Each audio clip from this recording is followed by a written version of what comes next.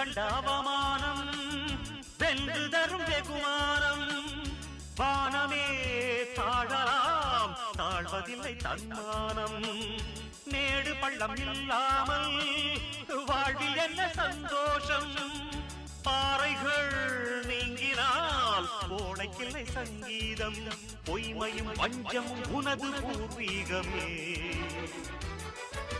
ரத்தமும் வேர்வையும் எனது ராஜாங்கமே